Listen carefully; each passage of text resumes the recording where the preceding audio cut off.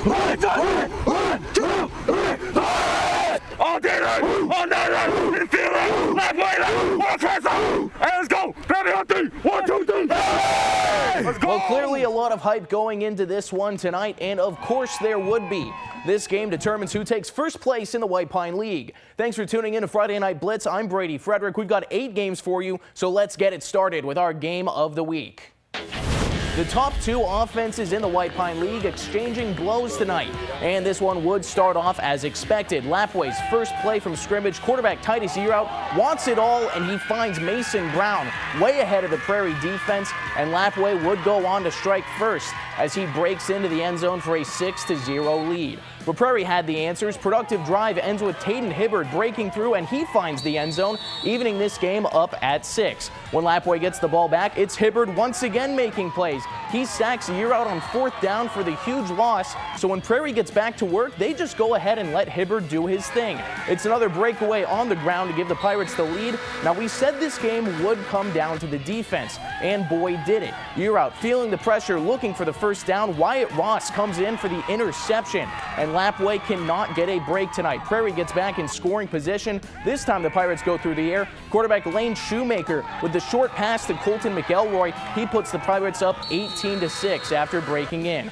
So Prairie would start to run away with it, but I've got to show you this play. A moon ball from Shoemaker to Brody Hasselstrom, the running back, looking like DK Metcalf as he shakes off the defender and punches it in for the score. Prairie has proved their case. They stay undefeated and at number 1 in the White Pine League with a convincing 58-26 win.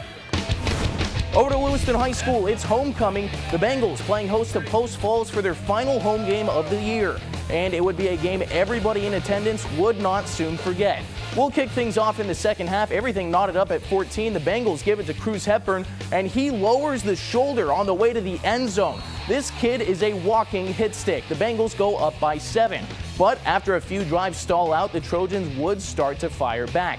Jackson Anderson surveying the land. He airs it out, finds his receiver all alone. Nobody's going to touch him. He takes it the distance. So the Trojans tie this one up at 21 apiece. But here's where things start to get wild. Lewiston would go up by 2 after the defense forces a safety. There would be just under 5 minutes to play. Lewiston knocking on the door. McCartry steps back, airs it out. It's the wrong colored jersey instead. Post Falls picks it off, and they have blockers on the return. The Trojans end up taking this one 99 yards all the way back to the house with only 2:37 left on the clock. So the Bengals are going to need a quick response, but boy did they deliver. They give it to Hepburn, and the senior says, "Don't worry guys, I got this." He walks into the end zone untouched. The Bengals go up by 1 with under a minute to play, but Post Falls would have to move quick.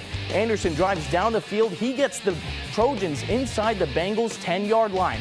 7 seconds left in the game. It would come down to the leg of the kicker, but that ball is wide left. Pandemonium at Bengal Field. The fans storm it, and the Bengals survive in a thrilling 30-29 win.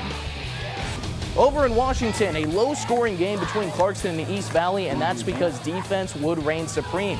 Adonis Jackson coming in for the interception to stop the Knights right in their tracks. Clarkston had not scored up to this point, but once they did, the play was a doozy. Carter Steinwan with a short pass to Landon Taylor. Taylor cuts right through the traffic, and he's going to do the rest. This one goes all the way in for the score. But the PAT on the play would be no good, so Clarkston would need to score once again to stay in this game. They would end up stringing a nice drive together in the 4th quarter. Steinwan hits Tiger Carringer, and he's going to get them up the field to the 50-yard line. So, in the end, this one, just like the last game, is going to come down to a field goal. Landon Taylor on 4th down. He's going to get it about 25 yards. Snap good, hold good. The kick is good. How about that to take the lead? Both teams in the LC Valley holding on, leaving it to the special teams. They win this one in victory formation, 9-7 as the final score. Clarkston remains 4-0 in Greater Spokane League play. Now over some 8-man action, a cold one tonight out on the Camas Prairie. The Lewis County Eagles would host the Deary Mustangs. Homecoming night going on as well. At the goal line, Lewis County's Gage Crow trucks his way into the end zone. The Eagles would take a 30-6 lead after the successful 2-point conversion. And that Eagle defense was stepping up in the late game. Deary getting into the red zone. But look at the Eagles fly to the ball. They set up the Mustangs for a 4th and very long. Deary's Wyatt Vincent finds Dawson Bovard on the screen. He gets a nice 10-yard pickup, but it would not be enough for the first down. That's how the score would stay. Lewis County with the 30-6 win, giving their fans a happy homecoming.